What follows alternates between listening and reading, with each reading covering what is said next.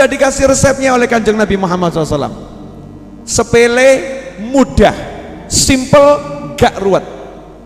Resep sugih, asli sugih bener ini. Mau ndak? Ini saya begitu mengkampanyekan cara sugih ini, karena saya udah capek dikeluhi orang-orang melarat. Beb, hidup kok seperti ini ya Beb. Beb, kepala saya udah hampir pecah Beb, pusing tuh. Beb, cari duit kok begini ya Beb ya. Beb, gimana ya Beb ya, biar cukup semuanya gimana ya Beb, Ustadz, Pak, macam-macam. Sebutan saya itu macam-macam. Kadang dipanggil Pak, kadang dipanggil Beb, kadang dipanggil Ustadz. Jarang yang manggil Mas. Mas, wah. Itu kalau ada yang manggil Mas tak kasih hadiah itu. Jarang yang ada ya Beb, Ustadz, Pak. Beb, Ustadz, Pak. Saya nunggu-nunggu Mas, gak ketemu. Ya gak ketemu. Oke. Qala sallallahu alaihi wasallam, man kanatil akhiratu hammahu, barang siapa yang akhirat menjadi hamnya, semangatnya, tujuannya, cita-citanya. Selesai, kuncinya di situ. Kita lanjutkan hadisnya nanti. Ini kalau dilanjutkan nanti nggak mudeng. Paham ini dulu. Sorry ya, jujur.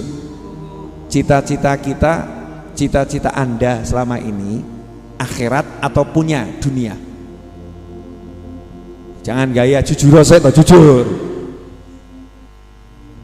Contoh ya, kerja di pagi hari, pulang di malam hari, selama setahun, di kepalanya itu apa yang ada? Duit atau duit? Duit atau uang? Uang atau money? Money atau harta? Harta. Buat apa? Punya A, punya B, punya C, punya D sampai Z, betul? Punya A to Z, punya A sampai Z, benar begitu? Berarti yang menjadi semangatnya keluar ke pasar adalah A sampai Z. Yang menjadi semangatnya pergi ke toko adalah A sampai Z. Yang jadi semangatnya ya untuk dia pergi ke mana lagi lah, ke hutan adalah A sampai Z. Yang jadi semangatnya dia pergi ke luar negeri adalah A sampai Z. Biar bisa beli ini, biar bisa beli itu, biar hidup layak, bla bla bla bla bla bla. Semua itu semangatnya adalah dunia.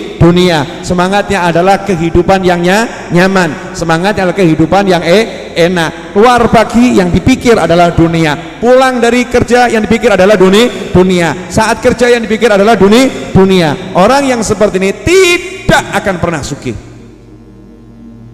Ya akan pernah sugih. Tapi lain kalau orang yang hammuhu, tujuannya, cita-citanya, hasratnya, semangat hidupnya akhirat. Masya Allah, pagi-pagi udah ngomong sama istrinya, tahun depan haji yuk. Istrinya ngomong, duit itu ganti, uang dari mana, daftar aja belum, tahun depan haji. Suami yang jawab, jangan kamu batasi kuasa ilahi dengan pikiranmu sendiri. Istrinya nanya, kamu kok pinter ngomong, dapat dari mana? Jawabannya, YouTube Habib Novel. Wah, ternyata copy paste. Masya Allah, udah semangatnya lain. Semangatnya tahun depan berangkat haji. Terus ngomong sama istrinya, berhubung tahun depan itu masih jauh, sekarang saja kita melakukan sesuatu yang lebih dari haji. Apa itu Mas? Ya, menyenangkan orang tua. Yuk kita berangkat kantor, kerja, mampir rumah bapak ibu, sungkem cium tangan, ridhonya Allah. Wah nikmat, mangkat kantor diridhoi Allah. Yuk dek, ayo siap Mas. Masya Allah. Jadi berangkat kantor semangatnya akhirat. Mirip jenengan? Mirip. Semangatnya akhirat. Ya, kemudian ke kantor, pikirannya gimana caranya ya, teman saya satu kantor tuh yang belum sholat tuh di pojok sana, itu teman satu kantor kok belum sholat, ya Allah kesian gitu ya, yang duduk di pojok sana umur udah 50 tahun kok belum sholat, ya Allah gimana caranya. Jadi dia di rumah tuh mikir kantor, bukan mikir kerjaan yang dipikir, tapi mikir konconnya yang ngurung sholat. Masya Allah. Sampai di kantor dia kerja yang dipikir, ya Allah, ini amanat darimu ya Allah. Ini amanat darimu. Ini setiap detik ini ibadah nih, masya Allah. Akan saya nikmati ibadah, saya lagi ibadah. Pikirannya akhirat semua. Pikirannya akhirat semua. Lah yang model begini nih yang akan sugihnya gampang. Lah kita yang model bagaimana? Nah, jujur pada diri sendiri. Kalau jujur nanti bisa memperbaiki diri.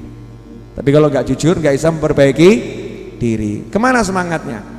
Jadi orang yang semangatnya akhirat itu kelihatan dari responnya ketika melihat sesuatu. Ya, melihat sesuatu. Contoh, ingat seorang ulama yang 3 orang ulama duduk, terus ada orang jualan permen dulu, sa'dar bir. Yang satu Allah, yang satu Allah, yang satu Allah, semua zikir gitu. Tanya toh sama orang, kamu tadi ada orang jual permen kok begitu mengagungkan Allah gitu, dodolan permen. Saya tuh dengar begini kalimatnya dia tadi, is'a taro birri, karena ulama yang nomor 1 baru sergep-sergepnya ibadah, semangatnya ibadah. Is'a taro birri, berusahalah kamu akan melihat kebaikanku, kata Allah begitu. Jadi saya mau sungguh-sungguh ibadah di sini. Padahal sak tarbir. Yang satu dengarnya ya saufa taro birri, sudah ahli ibadah, sebentar lagi kamu akan melihat kebaikanku. Nah, yang satu sudah ibadah puluhan tahun, sudah nyampe ke ridhonya Allah Subhanahu wa ta'ala, dengarnya lain, ma'ausak birri, betapa luas kebaikannya Allah Ta'ala, lagi merasakan nikmatnya kebaikannya Allah Ta'ala. Tiga manusia ini dengar orang jual permen itu langsung akhirat. Nah, kalau jenengan dengar orang jual permen, akhirat atau mulut? Yang mana ini?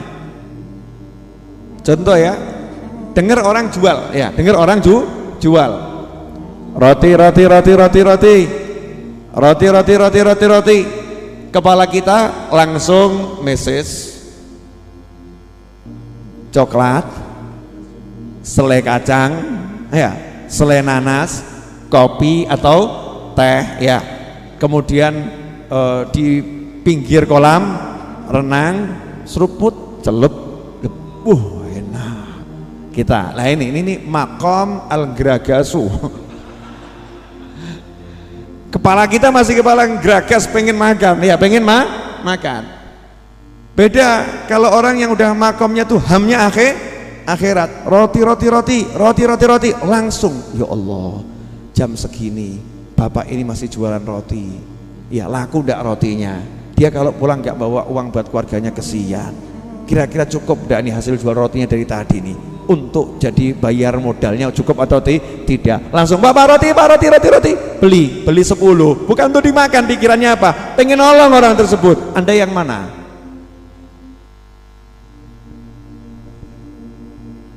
Bedanya jauh atau tipis? Jauh atau tipis? Jauh. Nah, orang yang kedua itu nanti yang digambarkan Nabi Muhammad SAW, uripe pena. Lah yang pertama yang ngono ruwet, hidupnya ruwet. Kenapa? Man kanatil akhiratu hammahu, barang siapa yang akhirat menjadi semangatnya, tujuannya, pola pikirnya itu akhirat, ja'alallahu ghinahu fi qalbih, maka Allah menjadikan kekayaan itu terletak dalam hatinya. Sugih hati ini itu, ya, sugih hatinya selalu merasa puas, merasa cukup, tidak pernah merasa kurang. Perkara dia nambah Allah yang kasih, Allah yang kasih, tapi dia merasa cukup. Kayak ipit cukup, kayak mobil cukup, kayak pesawat cukup, nggak ada bedanya. Sehingga kalau pesawatnya hilang ganti mobil lagi, nggak pernah hatinya berubah. Mobilnya hilang ganti motor lagi, nggak pernah hatinya berubah. Motornya hilang ganti jalan kaki, hatinya tetap sama, nikmat. Beda dengan orang yang hatinya belum kaya, punya mobil dari motor ganti mobil, mobilnya hilang balik motor, stres. Paham bedanya? Nah, itu berarti belum suki. Allah jadikan kekayaan dalam hatinya, wa jamalahu syamlahu, dan Allah jadikan keluarganya itu bisa terkumpul, urusannya bisa beres. Mangan orang mangan, yang penting kumpul tadi lo ya. Syamil itu bisa keluarga, bisa urusan. Jadi urusannya keluarganya semua Allah dikumpulkan. Ini kekayaan yang luar biasa. Dan yang terakhir poinnya buat orang yang semangat di akhirat, wa atathud dunya wa hiya raghimah. Dunia mendatanginya dalam keadaan menghinakan diri, dalam keadaan tunduk. Dunianya ngemis, tulung aku tomponen. Terima cintaku, kata dunia begitu. Ambil aku, ambil aku.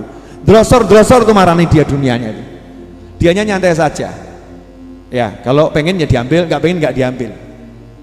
Sudahkah kita seperti itu? Nah, kenapa kita belum seperti yang ini? Jawabannya adalah lanjutan sabda Nabi Muhammad SAW. Wa man kanatid dunya hammahu, barang siapa yang semangatnya, pikirannya, tujuannya, cita-citanya, hasratnya mikir dunia, ja'alallah, maka Allah menjadikan faqrahu baina ainaihi, matanya selalu melihat kefakiran, takut miskin, takut nggak punya, besok makan apa, nanti bagaimana, kuliah anak nanti bagaimana, bisa bayar atau tidak. Faqrahu baina ainaihi, selalu merasa nggak bisa mencukupi, selalu merasa nggak bisa mendapatkan. Faqrahu baina ainaihi. Beda orang yang sugih, insyaallah iso, yang satu apa ya iso, insyaallah bisa, yang satu apa bisa, apa mungkin. Faqrahu baina ainaihi, kefakirannya ada di depan matanya, delok fakir terus, delok miskin, itu belum cukup. Wa farraqa alaihi syamlahu, dan Allah mencerai-beraikan keluarganya, mencerai-beraikan urusannya, ngurusi apapun berantakan.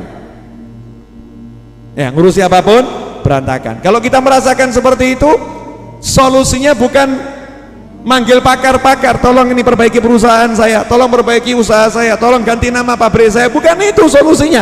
Solusinya hatimu kemana, hatimu kemana.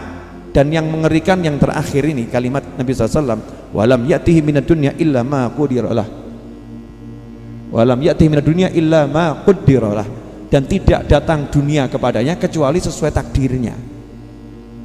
Pagi keluar, mau subuh balik, ya itu mau sak menunggu, nggak mungkin lebih, nggak mungkin lebih.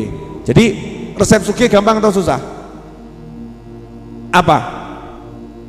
Hatinya ngapain? Merasa cukup dengan Allah Subhanahu wa ta'ala, merasa cukup dengan punya Allah. Dibuktikan bagaimana? Yang dikejar ridha Allah, yang dicari janji-janji Allah di akhirat, yang diidamkan perjumpaan dengan para nabi, para malaikat, para rasul, yang dipikir adalah akhirat. Ketemu apapun arahnya akhirat. Sugih kita. Jadi gampang atau susah? Gampang, nggak susah. Itu mudah. Cuman kita kurang latihan. Kita udah terlanjur latihan ngitung. Mau beli motor aja ngitung. Gaji sakmene, susu sakmene, beras sakmene, gak cukup. Betul ya? Lebih bukankah suruh ngitung? Iya suruh ngitung, tapi ini lain, ini udah keterlaluan ngitungnya ini. Takut ya, takutnya takutnya di depan. Jangan begitu. Jangan pernah merasa takut. Wong kita ini punya Allah. Kita punya Allah Subhanahu wa ta'ala.